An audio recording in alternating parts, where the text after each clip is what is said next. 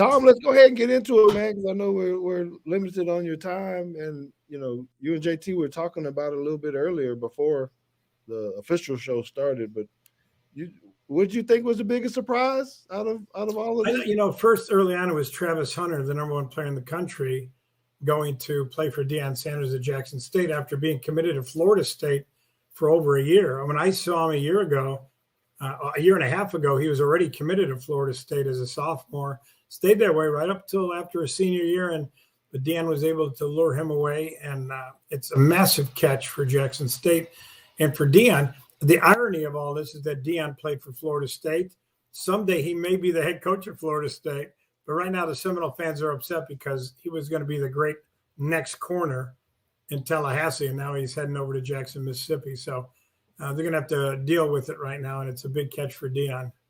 So how do you do it? How do you think he did it? I mean, how he picked this kid? How does that happen? I think it's the NIL, the name, image, and likeness thing, because he's got some people helping out. But also, Dion himself is very persuasive, especially with a cornerback committed to Florida State. And Dion, I think, is an excellent recruiter. He's able to get him. So it's a massive catch. He's not the only guy. He's got a couple other guys coming also. So Jackson State's really starting to get things going, and I think Dion, he wants to build it there, but I think he's building such a brand as a coach that he may wind up at Florida State sooner than later, or one of the other. If he keeps stealing people, you think they'll hire him if he keeps plucking off their own players? Yeah, I think so. You would think so, right? Because they don't want to get the players stolen. Doing illegally, which he is, they're thinking he's a great recruiter. So I think it's going to help build his name as a coach because, recruiting's half the game. Nick Saban's a great coach, but he's also a fantastic recruiter. I've known Nick for 40 years. I knew him at Michigan State. No, never won a national title because they didn't have the great players. He recruited well, but then he gets to LSU where you can get great players because everyone in the state of Louisiana normally wants to go to LSU if things are done right.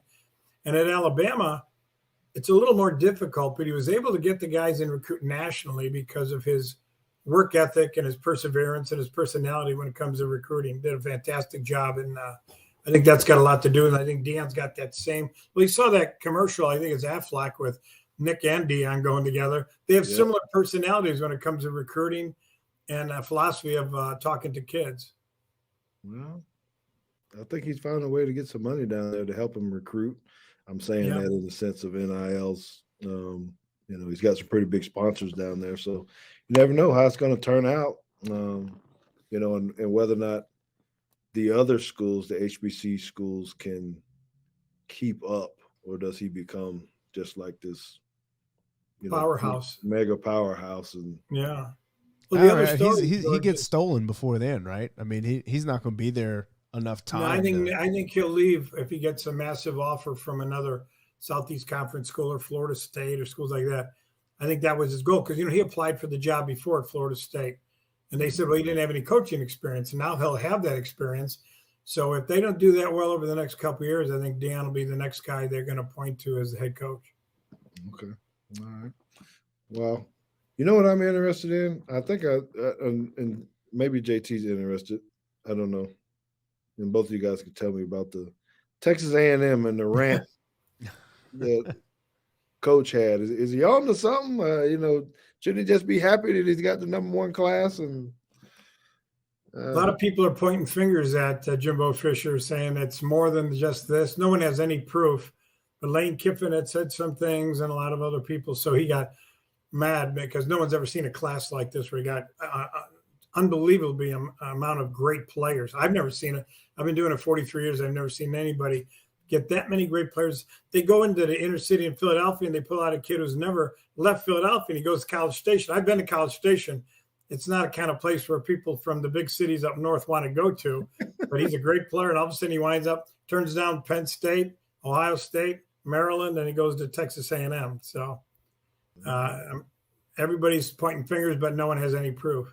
I say, well, who was he talking about? Because he didn't really say names. He just said other SEC. Oh, he's talking about Lane Kiffin. Yeah, Lane had said things. Oh, okay. Well, but Lane always says things. Yeah, I mean that's what he does. He likes to try to get under people's skin. He likes to get. He's like a burr under the saddle. He always gets You always got Nick irritated also. Yeah, well, he's very entertaining. He's always putting something on Twitter or anything. He's laying. He's a good Twitter follow. So is Mike Leach. Mike's a good friend of mine. Mike is just a great coach. If he ever zeroed in on recruiting the way Nick does or Lane does, Mississippi State could be really a force to reckon with, because remember when he was at Texas Tech and Washington State, no one ever heard of those quarterbacks he developed into. One guy, the guy who was at WSU with the beard, came in second in the Heisman, and no one wanted him. It's amazing how he can really develop quarterbacks, develop great offensive players, and he needs a defense coordinator that can recruit great players, and then he'll be on his way. Well, how many years has this been for him now? I know he's your buddy and your friend, but 2, right? This is the second. Yeah, second year. Just completed a second year. Yeah, I mean, totally. He had a winning record. He went to the bowl game, but he doesn't have the great players like Alabama, Georgia, LSU, Florida, Ole Miss, even Ole Miss. And that's what I'm saying. If he got the players that they got, I think Mississippi State could be dangerous. Dude, have you taken a trip to Starksville? I was just there twice. I filmed with him on my show, Coach, and I filmed with him in Starkville. You're right. There's not much there. Vegas. He's talking about Texas A&M and where they're at. God, I know. Mississippi State, man. I know. They have more horses and cows than people there in Starkville. I think that's why they read them cowbells all the time. Anyway, ain't nothing out there. Shoot, well, that's the one trip that we didn't take a plane to, because it was right up the road. Yeah, it was like 2 hours from. That's about it. Not even that far. I don't think. Because normally I would do a thing at Mississippi State under Dan Mullen. I'd have all the top kids meet in Starkville because they all wanted to see the Alabama game. So every other year I'd do it in Starkville, and then I'd stay for a little bit, and then I'd take off in my car and head down towards Tuscaloosa, and I stayed at the Holiday Inn Express in Tuscaloosa every year. I do that every other year. So, well, how do you think about those battles out here? Because me and JT are both out here in Texas, and I know he was talking about TCU, SMU. How does this really fit with Texas? And I don't know how they did. They did very well. They were on. I think I have number. Texas numbers 5 in the country, except that they were overwhelmed by Texas A&M. So the Longhorn fans are upset because even though they had a great class, number 5 is a great finish. The A&M lapped everybody, including Alabama, for the first time ever. So that's why it's such a big story. A&M always recruited well, but never anything like this. So that's why everybody's pointing fingers and throwing things out at them. But so far, no proof. Okay. So how did TCU do for our 46? A&M number 46. They did okay. They recruit well. SMU's, I think, going more into the transfer mode right now, but TCU did okay. The problem is now with TCU, you got Oklahoma State, LSU, Texas, all the same schools coming in and taking the great players. And TCU did have a rep 5-6 years ago, and now it's kind of slowly fading a bit, and they're struggling at this time. They did okay, finishing 46. For them, I think that's pretty good, just being in that area and also waiting for the other big schools to get their players and then leave. So what do you have Jackson State at, Dion, them? How'd you rank them? I would say they're probably around 74, 75, which is the highest they've ever been. I mean, they're ahead of a lot of the regular, the Power 5 schools. So they've done a real good job. Kevin Coleman, a wide receiver from St. Louis, is another player. He's gotten other top players from Mississippi. So he did a very good job. And if he can sustain it, then Jackson State will be a powerhouse where they just dominate everybody in the league. Are there any other HBCUs even close? No, not anybody in the top 120. So that's what I mean. Jackson State's going to, like A&M's doing now, they're going to lap everybody. And with Dion, I think he didn't win it this year, but I think next year, with the kind of talent he's bringing in, he should take the conference. So with a school like Cincinnati, do you usually see a recruiting bump this early, or do you see, like, if a team that doesn't usually make the playoffs makes the playoffs, do you see that tick kind of happen a couple of years after the fact? Yeah, I think it's a year after that, but they did okay. They finished 44th this year, which is good for Cincinnati. But I do see the bump coming now with players in Ohio, Kentucky, Indiana.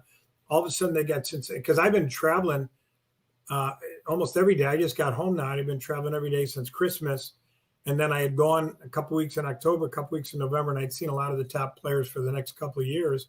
And Cincinnati's name starts appearing on the questionnaires they have the kids fill out, which never happened before. So I do think they're going to get that bump next year, and they could possibly finish in the top 30, which would be remarkable for the Bearcats because they're not normally in the top 75. Well, now there'd be a Power 5 school. That should help out a little bit, shouldn't it? I think so, but Cincinnati's always had the rep of being more like a MAC conference school, even though they're not. And I do think that they have that rep, and that's why they've never really had great recruiting until just now.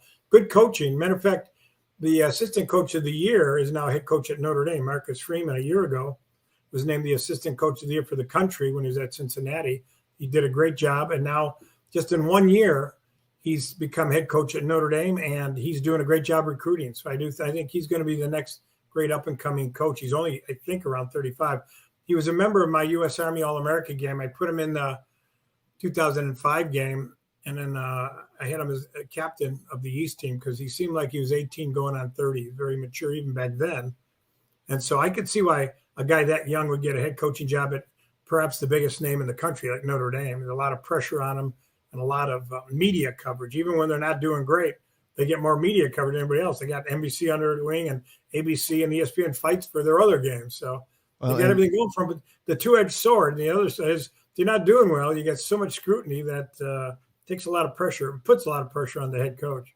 Well, and he held that class together pretty well with the late night disappearance of Brian Kelly, didn't he? I mean, that class didn't dissipate really once. And that's because of Marcus, almost because he's lost almost all of his assistants. The one constant was Marcus Freeman at Notre Dame. That's what makes me think he's going to be a great one because he understands how important recruiting is. I like Brian Kelly, but he'd rather play golf than recruit. Same thing.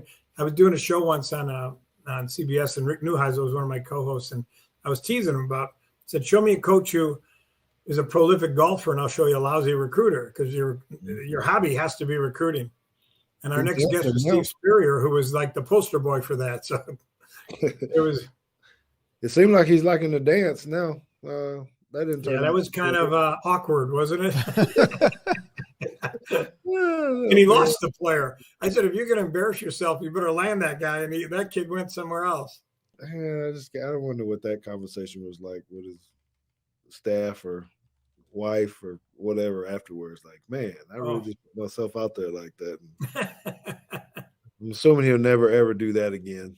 You never should have done in the first place. When you're a coach acting like that for. Do you think that Do you think Danny Lewis did that on purpose?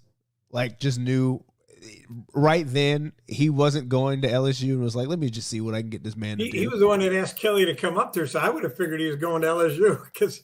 But no, I don't think he did it on purpose. I think it was spur of the moment. He was having fun, and Kelly was trying to get a top recruit. So, it just worked out where it embarrassed Kelly, really. Mm-hmm. Well, what about out west? All those people between UCLA, USC, all those. Are there going to be any surprises out of there? Well, USC did great when it comes to players for next year. Lincoln Riley took all his top commits from Oklahoma and brought them to USC. A lot of them are for the 2023 class. They're going to dominate again. Lincoln Riley's a good offensive coach. USC, there's more talent concentrated in the LA area than any other part of the country because they count Riverside as part of LA, and that's a couple hours east of there. So it's a big area, and there's great talent in Southern California. And USC looks like now they're ready to start getting all the great players like they did under Pete Carroll. So they'll be a powerhouse again. And then Arizona really surprised me. They did a very good job in California landing some big-time ball players. They were the surprise team out west. Oregon was off to a good start, and then their head coach leaves for Miami, and that kind of ruins their recruiting. They had a good year, but not the top 10 class they were just about to get. So they lost players because of Mario jumping ship. Oregon doesn't seem to be able to keep their head coach, and that's a problem. There's a lot of Nike money out there when it comes to facilities and everything else, but for some reason the coaches just don't want to stay there very long. Well, that's because maybe Nike ain't doing what Kayvon Thibodeau said Nike's doing. That's right. Guaranteeing jobs out there. You can go out there and sell shoes. That's right. Big games, man. I don't know. It would be cool to play for them, though. I would like to just take a trip up there to Oregon and just look at their facilities. It has to be like. Well, I just saw a thing a couple weeks ago. They ranked the best facility in the country: number 1, Oregon; number 2, Georgia; number 3, Notre Dame; number 4, Alabama; number 5, Ohio State. Is the 5 best football facilities or sports facilities in the college football. So Oregon being number 1 against all those other teams that spend millions must be something fantastic. I was gonna say, I've never been inside. You need to mark that right there, because you need to mark them so we can splice this out on our little tease a little bit later, because we got to do better, man. If Alabama's number 4. No, their facilities are great too. What happens? I remember Ohio State one time. Michigan put a lot of money in facilities. Then Ohio State built that Taj Mahal. They're still number 4 or number 5 right now. But Michigan then, after a couple of years, tore everything down and built it up again. They wanted to be like Ohio State. And I was thinking, wow, all the millions spent on just because the kids go. And I do know, because but Alabama, where you're from, the brochures now. A friend of mine, the girl who just my tech here, Kathy, her niece just graduated from Alabama. And when I go down there, and I know Nick, I see the brochures, and on the brochures there's pictures of good-looking girls, how many guys they put in the NFL, and they're great facilities. That's what they sell. So facilities are very big when it comes to recruiting for the players. And Alabama's got some of the best facilities around. They don't really need to improve it. There's no need. They're already getting the great ball players. No, you're right. Yeah, I was gonna say, I don't know what Oregon's facilities look like inside. But if you just like go on Google Maps and just like look at campus on the satellite, it looks like a very nice place. You got mountains, you got rivers, there's trees around, a lot of rain, and they got their practice fields it just looks like a nice place to be. Yeah, it is. Yeah. They just can't keep their head coaches, and they have trouble sometimes bringing the great players there. They out there chilling. Ain't none of them going to class. They just well, I know they ain't no Bobcats like when we went out to Cal, and there was not Bobcats, Mountain Lions when we were out at Cal, and they had their practice field with a chain link fence because they had Mountain Lions trying to get in. Yeah, you ain't got that kind of problem. Yeah, that would get my attention if I see a mountain lion coming practice football. Hey, do you guys rank schools in the Pioneer League? JT, no. Do they rank those guys? Where are they at? Where they I do the Power 5 leagues. That's about it. That's about 120 schools. Oh man! So who was 120? Who was 120? Well, I only ranked the top 50 because I don't like to embarrass the other 75 or 70. Well, so I only do like 1 through 50, and that way you keep everybody your friend. You don't want to say, "Oh yeah, Iowa did great, but they're 120th." Well, yeah, well that's fair. That way they're not going to talk to me for the next few years. So I appreciate you giving us that little tip right there on who's number 20 right there. No, I was actually top 50, but you're right. If I ever did that, there'd be 70 schools not talking to me the next year. Okay, well, so who in your top 50 is your most surprising? Who is? You know what? I'm looking at my top. I have my top 50 here, all the way through my top 20. It's not surprising, except maybe Kentucky, which I have at 13, and then Indiana at number 20 was kind of a surprise. This is their great player. He was a running back coach with Kansas City Chiefs when they won the Super Bowl, Dylan McCullough, and he just was the running back coach in Indiana. His son is their best recruit, and guess what? He just took the job at Notre Dame as running back coach, but his son has to stay at Indiana because he already signed a letter at least for 1 year. And I thought Indiana did a great job because they've always been second cousin to Notre Dame, so is Purdue and Indiana. And they're more of a basketball school, but they've done very well the last couple of years in football. So I like the fact that Indiana, for the first time in a long, long time, finished in the top 20. So they're surprised, but everything else is fell into place. I'm looking at this team. I thought Arizona at number 22, I mentioned before, did a great job because you don't normally see them in the top 30 or 40. But everything else it's always the same schools after that. And nowadays it's getting tougher for the weaker schools to do anything unless they have a surprising finish like a Cincinnati having a great 2021 season. But if they don't, the ball players normally will just head elsewhere. And I've noticed with ball players now, George, is that it's what have you done for me lately? And I remember this when I was doing the Army game. Anthony Munoz, was a great tackle. Mm-hmm. And he was the nicest guy. He always come and speak in English and Spanish for the kids, whoever talking around there. And one time there's a table behind me talking real loud while he's giving his speech, and it's indoors in the Alamo Dome. So I turn around and I say, hey, guys, be quiet. Don't you know who that is? And they said, no. And it was a table of offensive linemen. Oh, my God. I said, considered maybe the greatest left tackle of all time, Anthony Munoz. And you guys don't even know you're disrespecting him by talking loud. And I remember I turned around and I said, none of you guys are going to make it to the NFL because you don't respect your sport. They all made it because they were the best players in the country. So most of them wound up in the NFL. But I brought Munoz over, and they all apologized to him for talking while he was trying to make his speech. But it's funny. The point I was trying to get is these kids don't know anything past 5 years. I did a thing in Chicago in 2005 with Rashard Mendenhall, who was a real good running back out of Chicago. And I was friends with Gail Sayers, and I brought Gail to be on the front cover picture with the Chicago kids. And Rashard didn't know who Gail was. He's born and raised in Chicago. Gail, one of the greatest running backs of all time in Chicago. He had never heard of Gail Sayers. And I'm thinking, I told the guys, you got to know the history of your sport, especially your position. If you don't know who the greatest ones in your position are, then I don't know what's going to happen when you get among other ball players that are equally talented as you, and you don't have that ethic. You got to have not only work ethic, but you got to have knowledge of who came before you. And a lot of these guys nowadays, if it's 10 years ago, they don't know who these guys are anymore. That's right. Hey, Tom, what? I know you have your report, and we have a lot of diehard college fans that really follow recruiting and all that kind of stuff. Why don't you tell everybody how people actually get a hold of the big thick magazine that you have that has? Yeah. Let me know. I want to get one. I do that. I have a national TV show on CBS Sports Network, but also the magazine is called the Prep Football Report, and it got a lot of publicity last January because they were talking to Tom Brady when he was in the Super Bowl and asking him. He wasn't very good in high school. And he said, no, I was a Prep Football Report All-American. There he was. A week ago, I had lunch with John Gruden in Tampa, and he reminded me because it was I played against Billy Callahan, who was head coach of the Raiders in Nebraska and Chicago years ago. So Billy let me use the Raiders facilities when Gruden was head coach, and then when Billy became head coach. And I had all the top kids in Northern California meet in Alameda at the Raiders facilities, and John and Billy would talk to the kids for me. And one of the kids that year in the late 90s was Tom Brady, who came, and he wasn't heavily recruited. I think he was the number 2 quarterback that year that Michigan brought in as a sort of a reserve guy. So he had 3,000 yards. He had a great year. That's the reason why I brought him.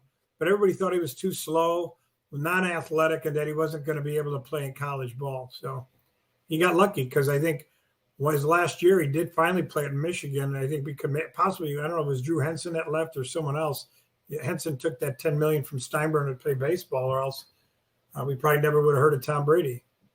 Yeah. I got stories like that. I remember Barry Sanders. There was an old coach, Francis Pay, who coached at Northwestern, a good friend of mine. And Francis was an all-pro giant tackle back in the 60s. And I had lunch with him one time because I was up doing the broadcast, and Barry Sanders had come into the room.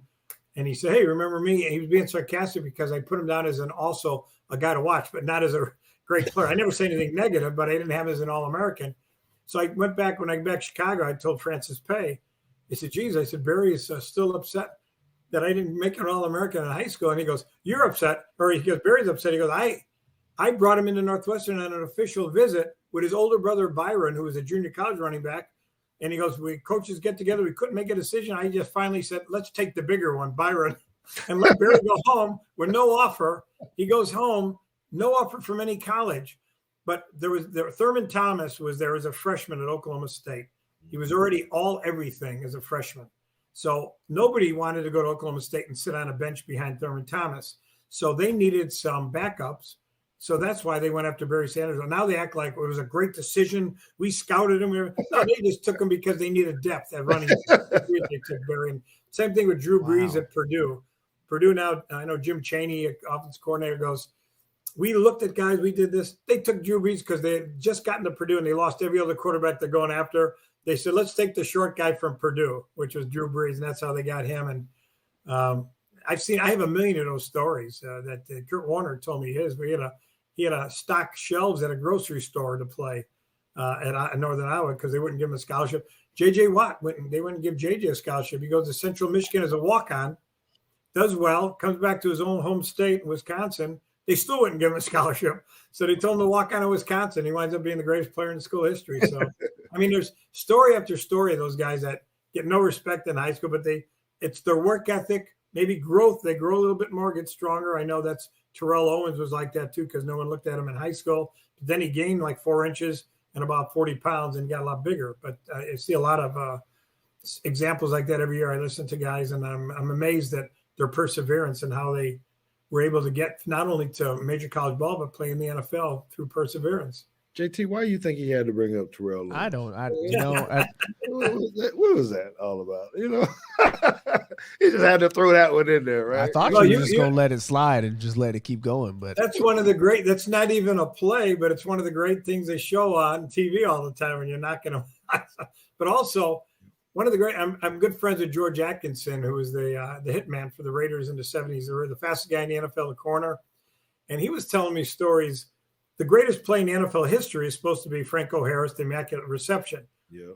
The Raiders are still upset about it because it actually bounced off Stallworth and then went to another Steeler, so that's not supposed to be legal. Tatum hit Stallworth from the back, but the ball hit Stallworth in the chest. Franco catches it. So George and the other guys are chasing him into the end zone from Three River Stadium. So then all the officials go into the Pirates dugout, and they call him the press box. And George says all the Raiders are around him and thinking they're going to reverse it because they knew it was an illegal play. And they wait and wait. And finally, the officials, they weren't asking to reverse it. They were asking for security to get them away from the Raiders. And security came and walked them back to their locker room. And that's how the greatest play was illegal, the greatest play in football history. So I didn't even know that. I learned something today. I've had George on my show, and Phil Filippiano and Bubba Smith, some of the old Raiders that came on, Dave Casper, Ted Hendricks. They've been on my show, and they tell a lot of those stories. And George is the best storyteller around. Okay. Well, JT, you got anything else for him? I like I said, I'm going to have to start hitting up this road. I got a 5-hour trek to San Antonio tonight. And but one of my favorite towns, San Antonio. Is it? Oh, so I do have one more thing before I jump off. And this is really just a request more than anything for me to have a follow-up conversation with you later, because I know you've been to JP2 before, and you did have a couple guys out that you were interested in before. Terrence Brooks, who ended up signing with Texas. Yeah. Last year, I don't know if you remember when we had him out at your photo shoot. But Braxton Myers is the guy that I would be interested in talking to you more about at some other point in time, because I know he's really moved up the ranks out here. And well, he came to our photo shoot a year ago too, also, and this year, and I have him on our preseason All-American team, which will when we start up again at the end of August. Yeah. So, that's going to be a fun one to watch just for me personally, because his dad played at Alabama, and I know. He's been out to Clemson a few times, and now, he's pretty much getting everybody in the whole country after him now. So it's going to be kind of that was. I was there at Christmas, right between Christmas and New Year's for a few days, but I'm coming back in April, so maybe I'll do it over at the school and have all the kids that I missed come over there for pictures and for interviews. That'd be great. You got my number, bro. You got my number. I got it, Coach. Yeah. Okay. With that, brother, we're gonna let you get some rest, and I'm gonna start to get up this road a little bit. So hopefully we'll be able to chat with you, again in the future. We'll be watching this stuff. Maybe we'll hit you up once the spring football games and stuff start.